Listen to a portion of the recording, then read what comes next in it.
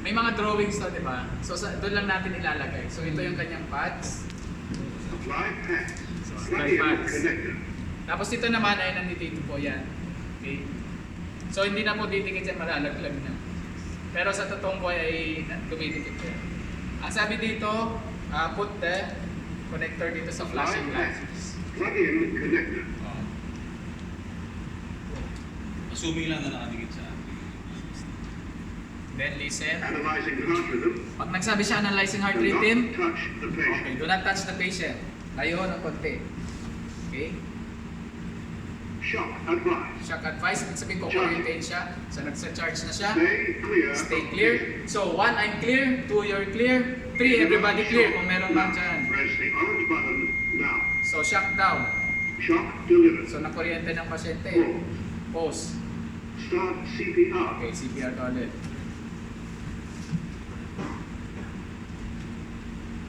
4, 5, 6, 7, 8, 9. Back to 0 tayo. Ha?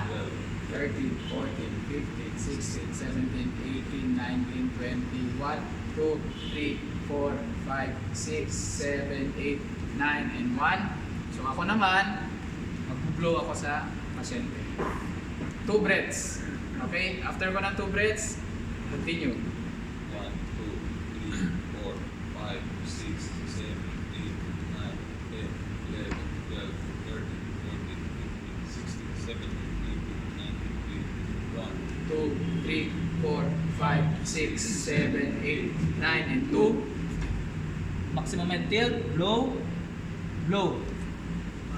2, 3, 4, 5, 6, 7, 8, 9, 10, 11, 12, 13, 14, 15, 16, 17, 18, 19, 20, 1, 2, 3, 4, 5, 6, 7, 8, 9, and 3. Blow, blow. 2, 3, 4, 5, 6, 7, 8, 9, 10, 11, 12, 13, 14, 15, 16, 17, 18, 19, 20, 1, 2, 3, 4, 5, 6, 7, 8, 9, and 4. Ilan na? 4? Blow ako ulit. Blow and blow. 1, 2, 3, 4, 5, 6, 7, 8, 9, 10, 11, 12, 13, 14, 15, 16, 17, 18, 19, 20, 1, 2, 3, 4, 5, 6, 7, 8, 9, and 5. Blow, blow. So, check for signs of life.